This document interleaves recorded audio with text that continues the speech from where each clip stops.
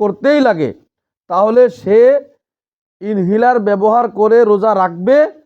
আর যখন সে তন্দুরুস্ত হয়ে যাবে, যখন সে সুস্থ হয়ে যাবে, তারপরে ইহতিয়াতান এই রোজাগুলা, যেগুলা রোজার মধ্যে সে ইনহেলার ব্যবহার করছে, সেই রোজাগুলোর কাজাও করবে।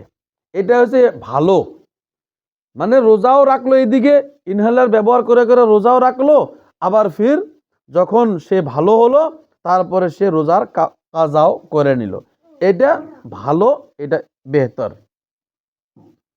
সেজন্য আমাদের মধ্যে যদি কারো এরকম বেমার আছে, সাধারণত আমরা দেখমু যে ইনহেলার ব্যবহার করা ছাড়া আমরা রোজা রাখতে পারি না। নাই যদি পারি তাহলে তো কোনো অসুবিধাই নাই। আর যদি রোজা রাখতে না পারি তাহলে আমরা রোজা রাখবো ইনহেলার ব্যবহার করে।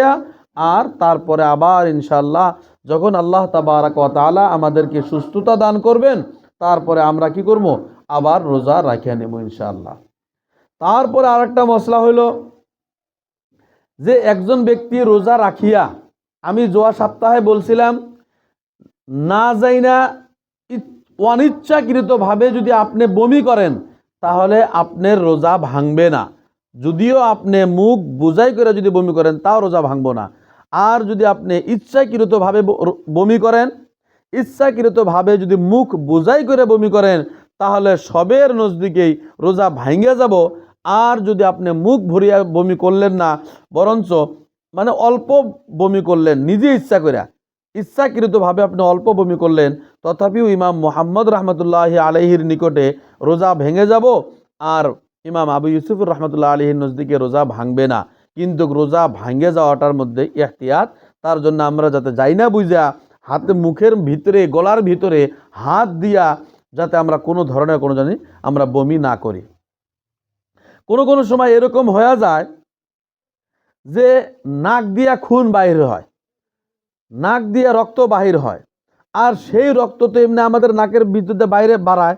কোনো সময় এরকম আছে যে সেই রক্ত আমি নিকাশটা অল্প জোরে করে আমি টান দিলাম, টান দেওয়ার পরে ওই নিকাশটা কি করলো, রক্তটা গলার ভিতর দিয়ে গেল, তাহলে আপনার রোজা ভাঙা যাব। আর একটা কথা, আমাদের আসামের মধ্যে এই বস্তুটা বেশি, অন্য এলাকার মধ্যে তো, অন্য স্টেটের মধ্যে যিনারা পান খান না ওনাদের ওখানে তো এই বেমারিটা নাই।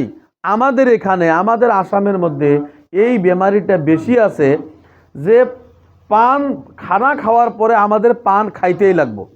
এখন এক ব্যক্তি আছে, পান খাইলো, সেহরি শেষ হওয়ার আগে তার জন্য জরুরি হইল সে মুখ চুখ ধুইয়া পরিষ্কার হয়ে যাব।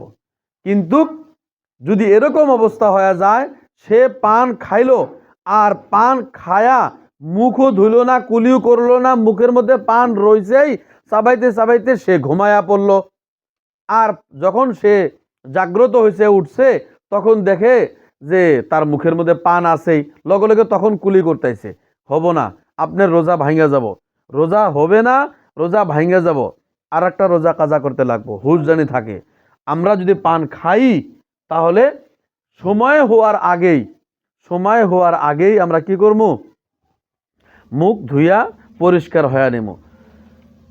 এখন কথা হয়েছে, রমজান মাসের মধ্যে সাধারণত কুল্লি করা, আমাদের জন্য কুলি করাটা সুন্নত।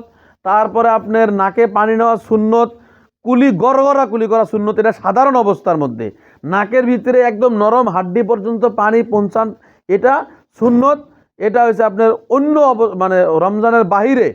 কিন্তু রমজান মাসের মধ্যে যদি আপনি উজু করেন তাহলে আপনার গড়গড়া কুলি করা যাব না। গড়গড়া কুলি করাটা মকরু হয়ে যাব, গড়গড়া কুলি করা যাব না। এরকমই নাকে যখন আপনি পানি দিবেন তাহলে অত ভিতরে পানি দেওয়া যাব না। তা সেই জন্যে আমরা যদি কুলি করি, কুলি করলে ওই কুলির পানি যদি আপনি গড়গড়া করবার হইছেন, গড়গড়া করার সময় যদি পানিটা ভিতরে চলে যায় তাহলে আপনার রোজা নষ্ট হয়ে যাব, রোজা কাজা করতে লাগবে, নষ্ট হয়ে যাব।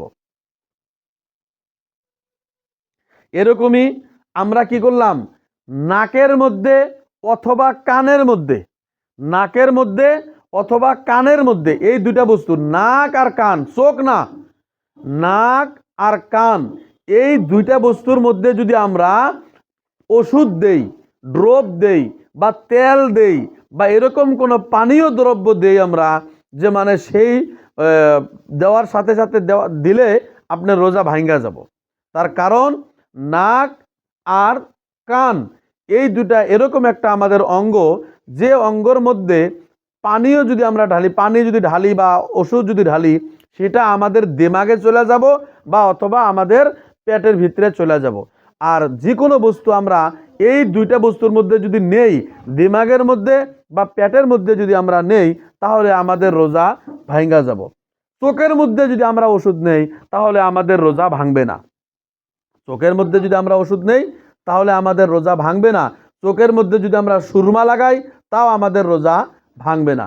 সেজন্যে এখন একটা প্রশ্ন আসে যে হুজুর, চোখের মধ্যে যদি আমরা ওষুধ নেই, ড্রপ নেই, তারপরেও তো সেই ড্রপের একটা তিতা তিতা স্বাদ আমাদের গলার মধ্যে আসে।